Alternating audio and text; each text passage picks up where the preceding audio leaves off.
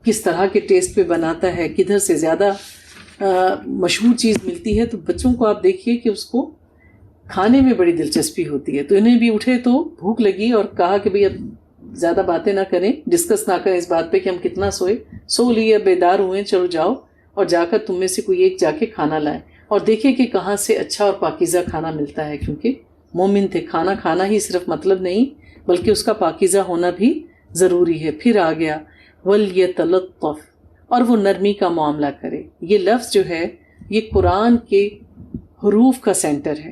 اس میں جو تا کا لفظ آ رہا ہے یہ نصف کی نشانی ہے، اور جب تے کے بعد لام آتا ہے تو لام جو ہے وہ آگے والے 15ویں پارے کا شروع ہونا ہے. تو یہاں پر حروف کے اعتبار سے قرآن آدھا ہو جاتا ہے. وَلَا يُشْعِرَنَّ بِكُمْ أَحَدًا، اور وہ آگاہ نہ کر دے تمہارے بارے میں کسی کو. تو جاؤ ذرا دیکھ بھال کے جانا، کیونکہ بادشاہ کے جو لوگ ہیں وہ ہمارے دشمن ہیں، اور ایسا نہ ہو کہ ان کو ہماری خبر مل جائے اور ہماری جانیں جو ہیں وہ مشکل میں پڑ جائیں. تو ذرا احتیاط سے جانا، کیونکہ اگر انہوں نے تم پر قابو پا لیا تو وہ تمہیں سنگسار کر دیں گے. کیونکہ فیصلہ تو ہو گیا تھا کہ انہیں سولی پہ لٹکا دیا جائے گا، یا تمہیں واپس لے جائیں گے اپنے دین میں، اور تب تم کبھی فلاح نہیں پا سکو گے. وَكَذَلِكَ أَثَرْنَا عَلَيْهِمْ، اس طرح ہم نے مطلع کر دیا لوگوں کو ان پر. ہوا کیا کہ جب وہ گئے کھانا لینے کے لیے تو ظاہر لباس تو اس کا وہی تھا جو اس نے 300 سال پہلے پہنا ہوا تھا، اور کرنسی بھی اسی وقت کی تھی. تو لہٰذا جب اس حال حلیے کے شخص کو لوگوں نے دیکھا، اور جب وہ کھانا لینے کے لیے جس جگہ پر گیا انہوں نے اس کے ہاتھ میں موجود کرنسی کو دیکھا تو وہ جان گئے کہ یہ تو اس زمانے کا انسان نہیں ہے. اور جب انہوں نے تفتیش کی تو ساری بات پتہ چل گئی، کیونکہ اس واقعے کو لوگ بھولے نہیں تھے. بہت سی باتیں ایسی ہوتی ہیں جو آپ کو کسی کتاب میں لکھی ہوئی نہیں ملیں گی، آپ نے کسی کورس میں نہیں پڑھی ہوں گی، لیکن سینہ بسینہ وہ قصے، وہ واقعات آگے چلتے رہتے ہیں. تو ان نوجوانوں کا واقعہ بھی جو تھا اس علاقے میں ابھی تک مشہور تھا کہ کچھ نوجوان تھے جو توحید پر ایمان لے آئے تھے اور وہ کہیں چلے گئے، ان کا کچھ اتا پتہ نہ چلا.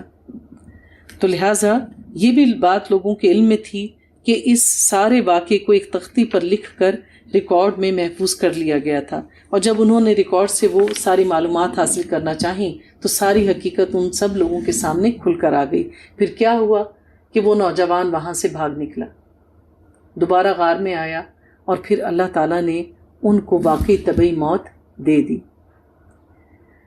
تاکہ وہ جان لیں کہ اللہ کا وعدہ سچا ہے اور یہ قیامت کے بارے میں ہرگز شک نہ کریں کہ جس طرح اللہ تعالیٰ ان کو اتنے برسوں سلا کر زندہ کر سکتا ہے تو اللہ کے لیے کیا مشکل ہے کہ ہم سب کو زندہ کر دے گا. چنانچہ کچھ لوگوں نے کہا کہ تعمیر کر دو ان پر ایک عمارت بطور یادگار، ان کا رب ان سے بہتر واقف ہے. تو جو لوگ رائے کے اعتبار سے غالب آئے تو پھر کیا ہوا کہ انہوں نے غار پر ایک مسجد بنانے کا فیصلہ کر لیا. اب یہ لوگ کہیں گے کہ وہ 3 تھے، ان کا چوتھا ان کا کتا تھا. کچھ لوگ کہیں گے وہ 5 تھے، ان کا چھٹا ان کا کتا تھا. اور یہ سب ایک قسم کے تکے چلائیں گے اندھیرے میں. اور کچھ لوگ کہیں گے کہ وہ 7 تھے اور 8واں ان کا کتا تھا. تو اکثر علماء کی یہ رائے ہے کہ وہ لوگ 7 تھے اور 8واں ان کا کتا تھا. آپ کہیے میرا رب بہتر جانتا ہے ان کی تعداد کو، نہیں جانتے ان کے معاملے میں مگر بہت تھوڑے لوگ.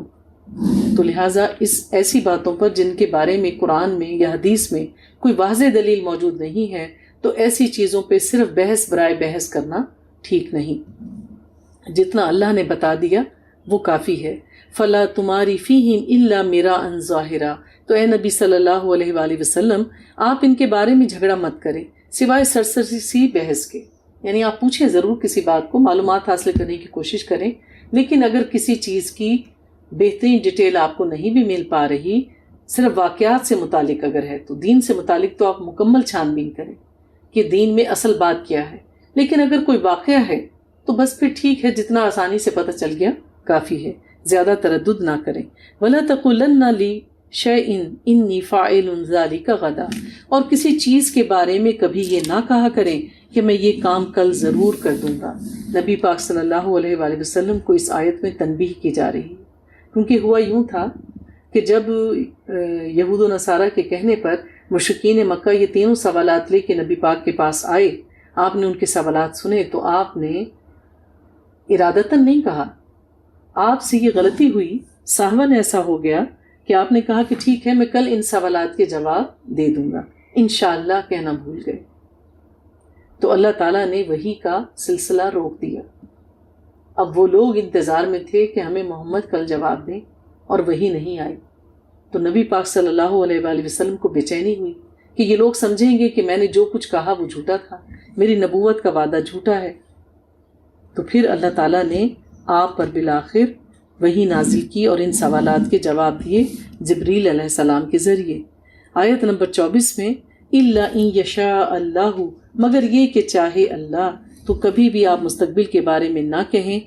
آپ جب بھی کوئی بات کہیں آئندہ کے بارے میں تو اس کے ساتھ انشاءاللہ کا لفظ ضرور استعمال کریں، اور ہمیں بھی اس سنت پر عمل کرنا چاہیے۔ انشاءاللہ کے بغیر کسی سے کوئی وعدہ نہیں کرنا چاہیے، اور اپنے رب کو یاد کر لیا کریں جب آپ بھول جائیں، اور کہیے کہ ہو سکتا ہے کہ میرا رب میری رہنمائی کر دے اس سے بہتر بھلائی کی طرف۔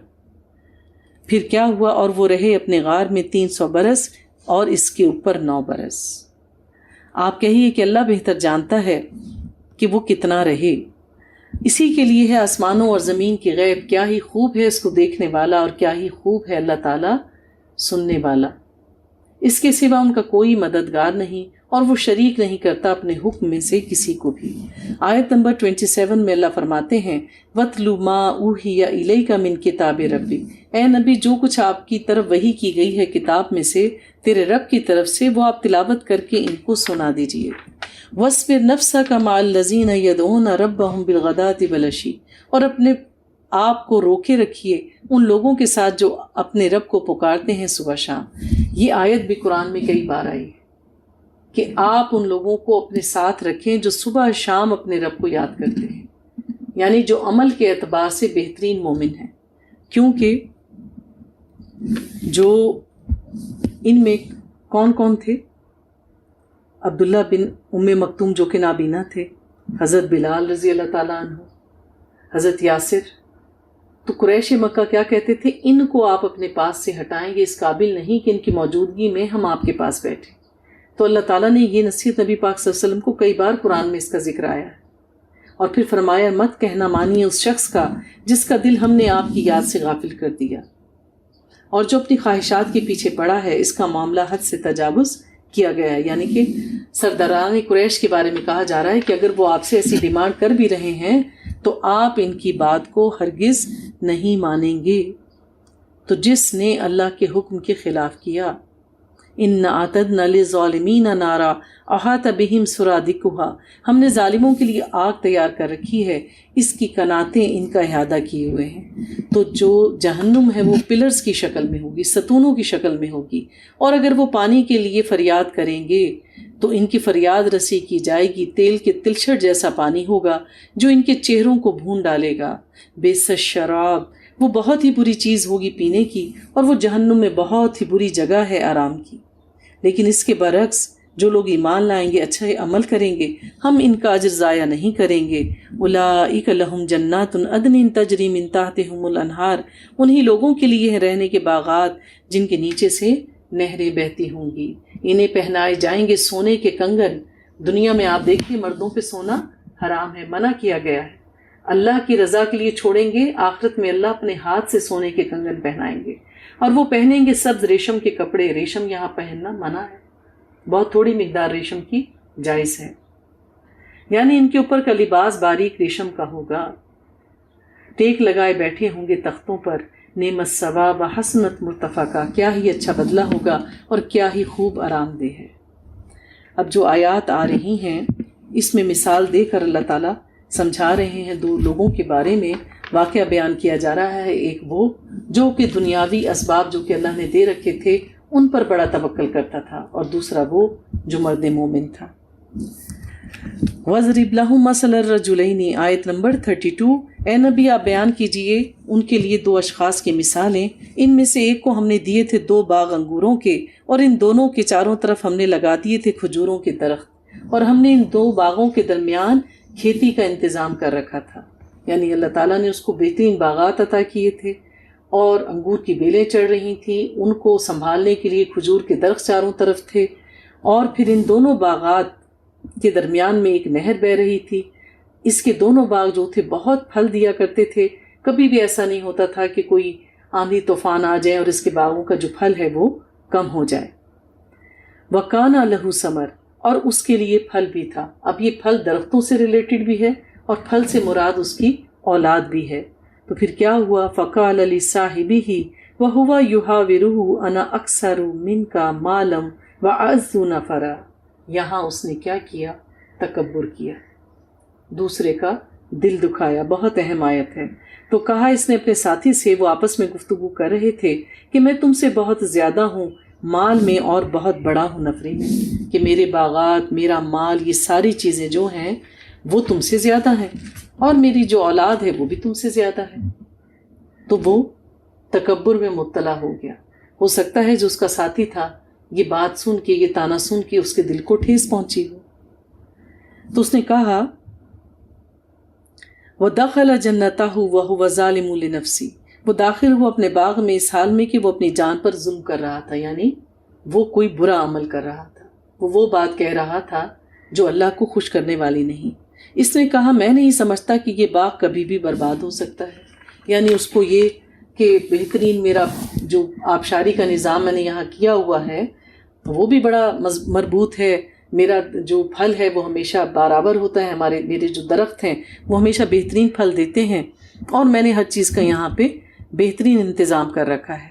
وَمَا أَظُنُّ السَّاعَةَ قَائِمَةً، اور میں یہ نہیں گمان کرتا کہ قیامت قائم ہونے والی ہے، یعنی یہ چیزیں میرے پاس سے جانے والی ہیں۔ تو اس کا مطلب ہے کہ وہ آخرت پر اس کا ایمان متزلزل تھا، اور اگر مجھے لوٹا ہی دیا گیا، اگر میں یہ کہہ بھی دوں میں اس دنیا سے گیا، تو میں لازماً پاؤں گا اس سے بھی بہتر پلٹنے کی جگہ۔ تو کچھ لوگوں کا یہ خیال ہوتا ہے کہ اگر دنیا میں اللہ تعالیٰ ان کو بے شمار چیزیں دے رہا ہے تو اللہ ان سے راضی ہے۔ نہیں، اللہ نے تو یہ آپ کی دنیا میں آنے سے پہلے آپ کی تقدیر میں لکھ دیا تھا۔ تو کسی کا زیادہ مال کا ہونا، اولاد کا ہونا اللہ کے پاس اس کے مقرب ہونے کی نشانی نہیں۔ تو لہٰذا کسی کی مال و دولت جو ہے وہ اس کے پاس ہونے کی، اس کی بخشش کی گارنٹی نہیں دیتی۔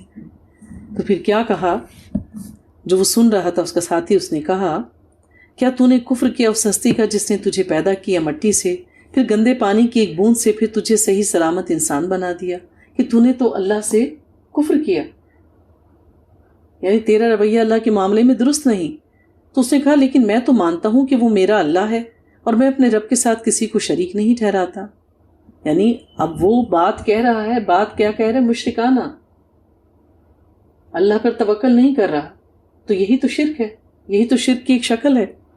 تو اس نے کہا کہ ٹھیک ہے، اگر تو کہتا ہے کہ میں شریک نہیں ٹھہراتا تو جب تو اپنے باغ میں داخل ہوا تو نے کیوں نہ کہا ماشاء اللہ، اللہ کے سوا کسی کی کوئی طاقت نہیں؟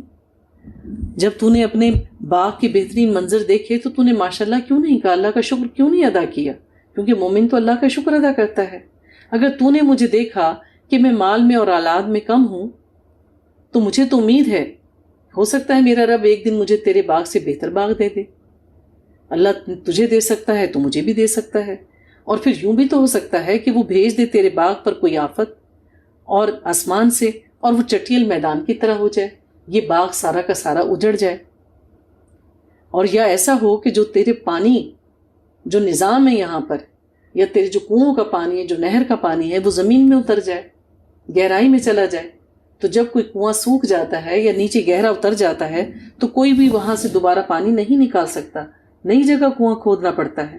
تو اس نے اس کو جتایا کہ اگر تو اللہ کی ناشکری کرے گا تو اللہ تیرے ساتھ ایسا معاملہ کر سکتا ہے۔ پھر وہی ہوا، وہی تب ثمرہ ہی، اور اس کا سارا ثمر سمیٹ لیا گیا۔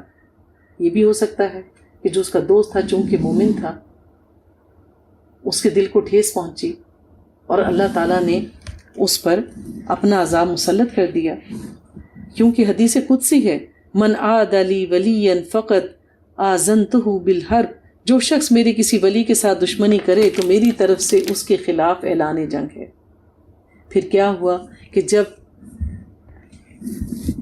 وہ اپنے باغ میں آیا اگلے دن تو وہ ہاتھ ملتا رہ گیا، اس میں جو کچھ تھا، جو بھی کچھ اس نے خرچ کیا تھا، سب کا سب تباہ و برباد ہو گیا، اس کا باغ الٹا پڑا ہوا تھا، اس کی ساری بیلیں برباد ہو گئی تھیں، اور وہ کہہ رہا تھا ہائے میری شامت، کاش میں نے اپنے رب کے ساتھ کسی کو شریک نہ ٹھہرایا ہوتا، میں نے دنیاوی اسباب پر توکل نہ کیا ہوتا، میں نے اپنے رب پر بھروسہ کیا ہوتا، اور نہ ہی ہوئی اس کے لیے کوئی جماعت جو اللہ کے مقابلے میں اس کی مدد کو آتی۔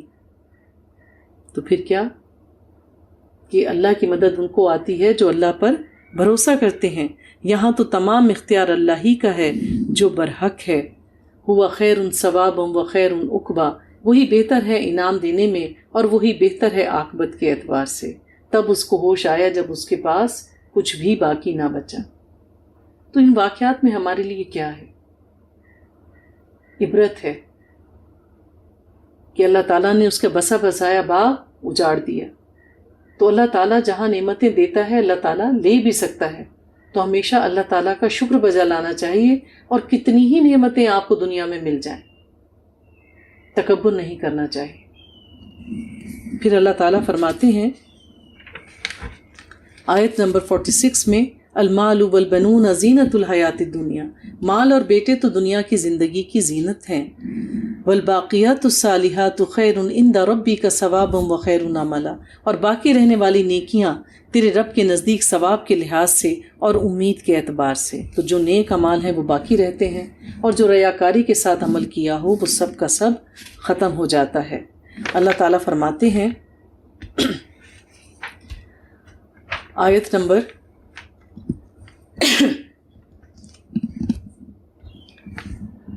60 میں، یہاں سے واقعہ شروع ہوتا ہے حضرت موسیٰ علیہ السلام کا۔ اللہ تعالیٰ نے اس میں سفر کا ذکر کیا جس کے لیے اللہ تعالیٰ نے حکم دیا حضرت موسیٰ علیہ السلام کو۔ حضرت موسیٰ علیہ السلام نے ایک بار کہہ دیا کہ مجھے سب چیز کا علم ہے۔ اللہ نے فرمایا وَفَوْقَ كُلِّ ذِي عِلْمٍ عَلِيمٍ، ہر علم والے کے اوپر ایک اور زیادہ علم والا ہے۔ تو حضرت موسیٰ علیہ السلام کے منہ سے یہ کلمات نکلنے تھے، تو اللہ تعالیٰ نے موسیٰ علیہ السلام کو حکم دیا کہ آپ فلاں جگہ جائیں، میرا ایک بندہ آپ کو ملے گا اور آپ اس کی صحبت میں رہیں اور اس کے علم سے استفادہ کریں۔ تو لہٰذا حضرت موسیٰ علیہ السلام جو تھے روانہ ہوئے، آپ نے اپنے ساتھی یوشع بن نون کو ساتھ لیا اور سفر کا ارادہ کر لیا۔ پھر کیا ہوا؟ آیت نمبر 60، وَإِذْ قَالَ مُوسَىٰ لِفَتَاهُ لَأَبْرَحُ حَتَّىٰ أَبْلُغَ مَجْمَعَ الْبَحْرَيْنِ وَأَمْضِيَ حُقْبًا، اور یاد کرو جب موسیٰ اپنے نوجوان ساتھی سے کہا کہ میں اس وقت تک چلتا رہوں گا، نہیں چھوڑوں گا چلنا، یہاں تک کہ دو دریاؤں کے ملنے کی جگہ پر پہنچ جاؤں، یا پھر میں برسوں چلتا ہی رہوں۔ تو یہ جو دو دریا کے ملنے کی جگہ ہے، دراصل دریائے نیل دو طرف سے آتا ہے، ایک کو کہتے ہیں النیل ازرق اور ایک نیل ابیض، یعنی ایک دریائے نیل کی طرف سے جو پانی آتا ہے وہ نیلے رنگ کا ہے، اور دوسری طرف سے جو دریائے نیل آ رہا ہے اس کا پانی سفید ہے۔ پھر یہ دونوں کے دونوں آ کر مصر میں داخل ہوتے ہیں، اور یہ دونوں دریا آپس میں مل جاتے ہیں، لیکن ان کا پانی ایک ساتھ نہیں ملتا، دونوں ساتھ ساتھ بہتے ہیں لیکن ایک دوسرے میں شامل نہیں ہوتے، ایک طرف نیلا پانی جا رہا ہے اور ایک طرف صاف پانی جا رہا ہے۔ تو یہ نشانی بتائی گئی تھی کہ جہاں دونوں دریا ملتے ہیں اس جگہ پہ تمہیں وہ شخص ملے گا۔ فلما بلغ مجمع بینہما، تو جب وہ دونوں پہنچ گئے ان دو دریاؤں کے ملنے کی جگہ پر، تو وہ اپنی مچھلی کو بھول گئے۔ اس مچھلی نے اپنا رستہ بنا لیا تھا دریا میں سرنگ کی طرح سے۔ اللہ تعالیٰ نے ایک اور نشانی بنائی تھی، انہوں نے ایک مچھلی کو پکا کر اپنے ساتھ رکھ لیا۔ اللہ تعالیٰ نے نشانی بتائی تھی جہاں یہ مچھلی نکل کر زندہ ہو جائے گی اور دریا میں جائے گی، وہی تمہارا مقام ہے، وہی تمہاری منزل ہے۔ پھر جب وہ دونوں وہاں سے آگے نکل گئے تو موسیٰ نے اپنے ساتھی سے کہا کہ اب میرے لیے ناشتہ لے آؤ، اپنے اس سفر میں تو مجھے بہت تھکان ہو گئی۔ تو اس نوجوان نے کہا دیکھیے، جب ہم ٹھہرے تھے ایک چٹان کے پاس تو میں بھول گیا مچھلی کو نگاہ میں رکھنا، میں تو بھول گیا آپ کو بتانا کہ مچھلی وہاں سے نکل کر پانی میں چلی گئی، اور نہیں مجھے بھلائے رکھا مگر شیطان نے کہ میں اس کا آپ سے ذکر کروں۔ میں چاہتا تھا کہ میں یہ بات آپ کو بتاؤں کہ دیکھیے یہ مچھلی یہاں نکل کر چلی گئی، لیکن شیطان نے مجھے بھلا دیا۔ قَالَ ذَلِكَ مَا كُنَّا نَبْغِ، موسیٰ علیہ السلام نے کہا یہی تو وہ جگہ تھی جس کی ہمیں تلاش تھی۔ بس وہ دونوں وہاں سے لوٹے اور اپنے پاؤں کے نشانات کو دیکھ کر واپس ہو لیے تو پایا انہوں نے وہاں ہمارے بندوں میں سے ایک بندے کو جسے ہم نے اپنی رحمت عطا کی تھی اپنی طرف سے اس کو اپنے خاص علم میں سے سکھایا تھا۔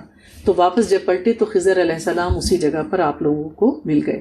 موسیٰ نے اس سے کہا کہ کیا میں آپ کے ساتھ رہ سکتا ہوں اس شرط پر کہ آپ مجھے سکھائیں اس علم میں سے، اس بھلائی میں سے جو اللہ نے آپ کو عطا کی ہے۔ تو اس پر خضر علیہ السلام نے جواب دیا، قال انک لن تستطیع معی صبرا، انہوں نے کہا کہ تم میرے ساتھ نہیں رہ سکتے اور تم صبر نہیں کر سکو گے اس سفر میں۔